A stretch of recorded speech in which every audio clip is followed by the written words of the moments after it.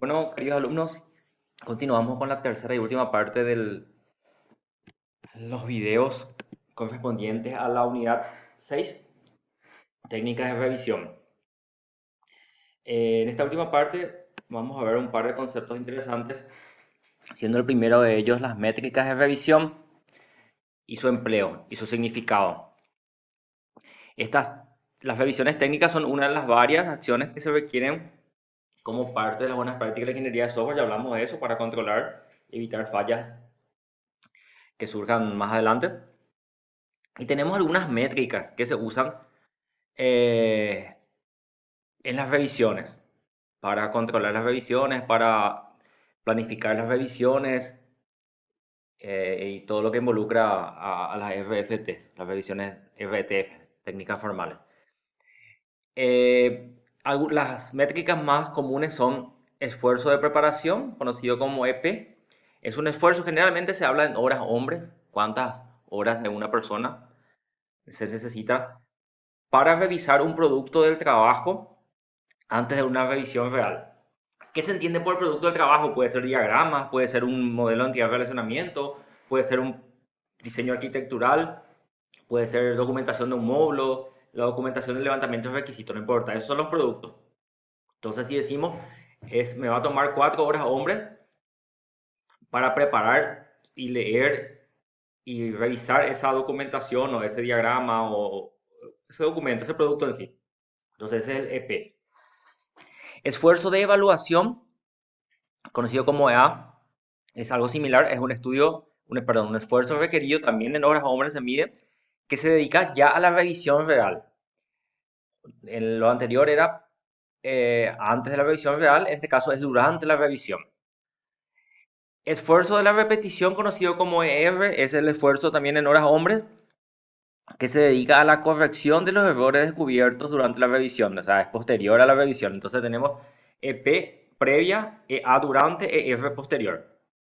Luego tenemos la métrica conocida como tamaño del producto de trabajo o TPT, que es la medición del tamaño del producto sobre el cual vamos a trabajar, que fue revisado. Por ejemplo, cantidad de modelos UML, números de páginas de documentos o líneas de código. Entonces, el tamaño del documento que se revisó en una revisión técnica formal. Valga la redundancia, en esas revisiones se intenta revisar algo homogéneo, no mezclar código fuente con diseño, etcétera. Por supuesto, se van haciendo por etapas y se concentran en lo más coheso posible, no abarcar demasiado. Hacer revisiones que no demoren mucho y que se centren en un producto o en un conjunto de productos muy similares para facilitar esa preparación, la revisión propiamente dicha y la corrección de errores futuros. Errores menores detectados, es conocido como ER menores, es el número de errores detectados que pueden clasificarse como menores. Y entre paréntesis, como ven, dicen, requieren menos de algún esfuerzo especificado para corregirse. O sea, pero ¿qué es un esfuerzo menor y qué es un esfuerzo mayor? Eso la empresa o el grupo del proyecto tiene que definir previamente dicho. Por ejemplo, un error que me va a tomar hasta 2 horas hombres para corregirlo, lo considero menor. De ahí en adelante ya es un error mayor, por citar un número nada más. Eso puede variar dependiendo del proyecto. Puedo decir, en este proyecto, porque es una tecnología nueva o un lenguaje nuevo que el equipo no conoce, vamos a considerar errores menores, algo que nos toma hasta 6 horas, hombre, corregir. Pero para una tecnología para la cual estamos más habituados, el error menor solamente se va a tolerar hasta 2 horas, hombre, por citar un ejemplo. Y errores mayores detectados, es lo opuesto, su nombre, nomenclatura es R mayores, es la cantidad de errores encontrados que pueden ser clasificados como mayores de acuerdo a eso que discutimos. Entonces, el esfuerzo total de la revisión y el número total de errores descubiertos se define como sigue. El esfuerzo de la revisión está dado por las tres partes de esfuerzo que habíamos citado en la diapositiva anterior, EP más EA más ER, todos tienen que estar en la misma unidad de medida, horas hombres por ejemplo, y errores totales es la cantidad, la suma de las cantidades de errores menores más errores mayores, bien sencillo. Y después tenemos otra métrica que es la densidad del error y representa los errores encontrados por unidad de producto de trabajo revisado. O sea, ¿qué cantidad de errores yo encontré por una unidad de producto revisado? Cuanto mayor es la cantidad de errores encontrados en un producto, la densidad va a ser mayor. Imagínense densidad como algo muy lleno. Entonces, si en un producto encontré 10 errores, la densidad es mayor que si en un mismo producto encontré dos errores nomás, por ejemplo. Y la densidad de error, del error se calcula dividiendo la cantidad total de errores, error total, por TPT, que era el tamaño del producto de trabajo que vimos acá. Se puede, dice, evaluar la eficacia del costo de las revisiones. Como habíamos hablado en el video anterior, hacer la revisión completa o de la misma manera no es ideal para todo tipo de proyecto, para todo tipo de empresa. Entonces uno puede adaptar eso a las necesidades. Entonces va a variar un poquitito. Y para que yo pueda evaluar si vale la pena hacer una revisión tan costosa, si al final lo que voy a ahorrarme no va a valer la pena, se tiene un cálculo acá, que es el esfuerzo ahorrado por error, y se calcula por error de las pruebas, esfuerzo de las pruebas, mejor dicho, menos esfuerzo de las revisiones. Si los esfuerzos de las pruebas menos los esfuerzos de las revisiones da un valor que yo considero aceptado, vale la pena entonces hacer las revisiones técnicas formales. Entonces, de esa forma se evalúa la revisión, la eficacia de las revisiones o la relación costo-beneficio para adaptar un poco a nuestras necesidades. Características que contribuyen a la formalidad de una revisión técnica, porque en el nombre figura la palabra formal, entonces revisión técnica formal, ¿qué es lo que le da la formalidad a una revisión técnica? Porque vamos a ver también que tenemos informales. Eh, Cada una de las características del modelo de referencia ayuda a definir el nivel de formalidad de la revisión. Y esta formalidad se va a incrementar si, uno, se definen explícitamente roles distintos para los revisores. Uno va a ser, por ejemplo, el que, por llamarlo de una manera, ataca, busca los errores, el otro el que va a defender por qué se hizo así. Hay suficiente cantidad de planeación y preparación para la revisión, o sea, se invirtió tiempo en planificar, en preparar en la parte previa. Ahí vamos a decir, bueno, si yo voy a gastar 2 días en preparar, y lo que voy a descubrir a partir de esta o ahorrar de tiempo de corrección mediante estas revisiones de un día nomás, no me sirve. Yo invertí, gasté 2 días de mi equipo de trabajo en preparar una revisión técnica que al final lo que me va a ahorrar en el futuro es un día de retrabajo. Entonces no tiene sentido. Se definen una estructura distinta para la revisión, incluso tareas y productos internos de trabajo. Se hace un equipo diferente, como habíamos hablado en el primer video, creo. Eh, para que no sea todo el mismo equipo. Por eso no se puede dar muchas veces en las empresas de menor tamaño. Y que el seguimiento por parte de los revisores tiene lugar para cualesquiera correcciones que se efectúen, porque en algunos casos el revisor solamente va a va a hacer un seguimiento mayor a aquellos errores mayores, y a los que son menores va a dejar a cargo del equipo de trabajo. ¿Qué implica eso? Que el equipo de trabajo puede olvidarse sin querer o queriendo de hacer esas correcciones. Y si yo no revisé, eso va a pasar. Y estamos en las revisiones informales, que es algo más sencillo, tienen la misma finalidad de encontrar posibles errores en lo antes posible. Generalmente se usan para proyectos menores o para empresas que no tienen la misma capacidad de recursos.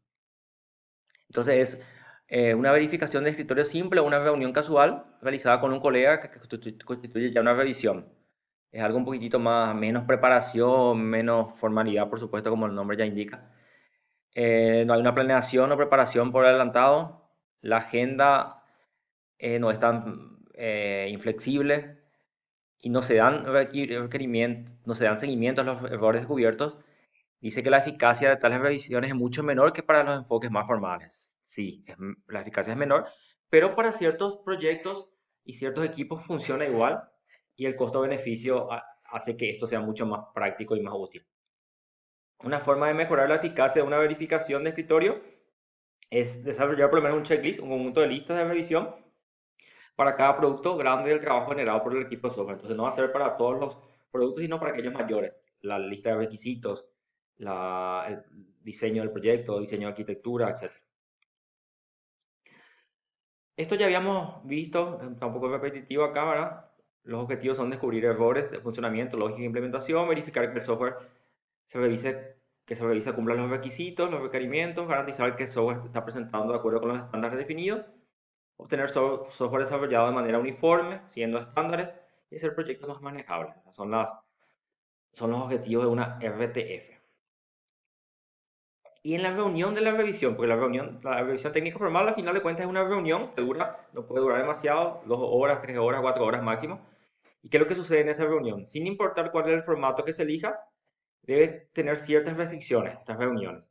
En la revisión deben involucrarse de 3 a 5 personas normalmente, no un equipo demasiado grande, sino todo el mundo quiere opinar, todo el mundo quiere hablar y se alarga demasiado. Deben ser equipos cohesos y pequeños.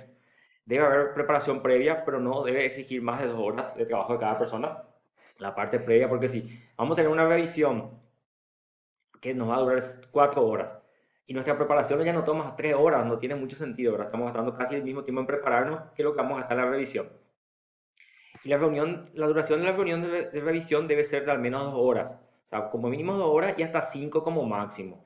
Más que eso ya cansa. Entonces, entre 2 y 4 es un buen tiempo de la revisión, de la reunión de revisión. Por eso lo que dice acá, que si la parte previa te exige más de 2 horas no tiene mucho sentido.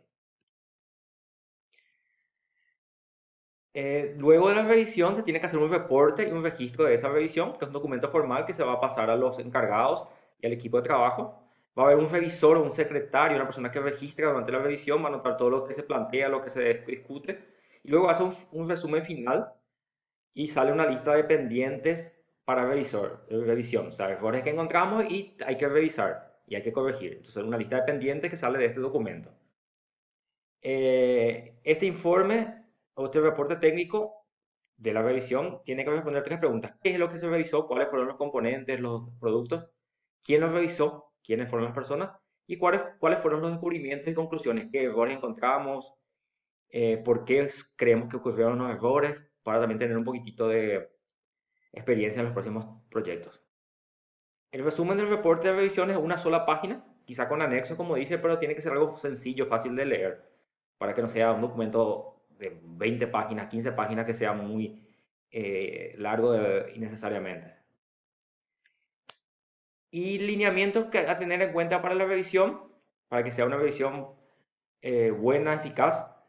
Se tiene este conjunto mínimo acá, algunos le podemos ir quitando, agregando otros, pero estos son básicamente los más usados. Hay que revisar el producto, no al productor. No hay que tomarse con la persona que hizo, que trabajó en ese producto, porque a veces uno le puede querer más o menos a una persona, pero no importa, hay que concentrarse en el producto. Establecer una agenda y seguir, que sea lo más ordenado posible la reunión. Intentar limitar el debate y las contestaciones. Bueno, yo opino una vez, todo el mundo tiene derecho a rebatir, yo opino una segunda vez y las personas nuevamente me dan su opinión y hasta ahí terminó. No hay que alargar demasiado, por ejemplo. Enunciar áreas de problemas, pero no intente resolver cada uno. Hay que tomar notas por escrito y elaborar un acta o ese resumen técnico que vimos en la diapositiva anterior. Limitar el número de participantes, como vimos, hasta 5 o 6 personas. Y insistir que se hayan preparado, que no vengan sin saber nada, porque ahí van a pasar 2 horas solamente entendiendo el problema que ya deberían de conocerlo.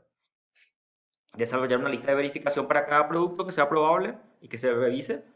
Asignar recursos y programar tiempo para las RTF. O sea, si va a haber una RTF, yo tengo que avisarle con tiempo a las personas involucradas y decirle, bueno, tomate un par de días para entender esto. Deja las otras tareas que tenés si no son urgentes y concentrarte en esto.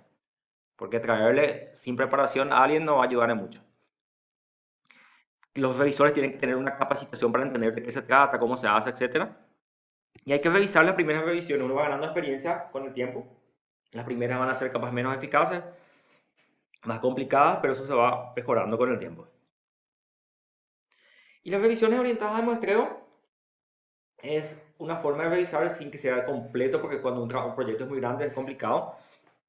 Entonces, donde se toman muestras de todos los productos de trabajo de ingeniería de software y se inspecciona algunos para hacer un muestreo e intentar encontrar dentro de eso, para que no se tenga que hacer de todos los productos, sino de los que son más probables de encontrar errores. Y bueno, y con eso terminamos la unidad 6, técnicas de revisión. En la clase del 10 de septiembre vamos a analizar con ustedes si hay dudas sobre esto, pero espero que ya miren los 3 videos para conocer por lo menos la base de esta unidad. Llegamos hasta acá, muchas gracias.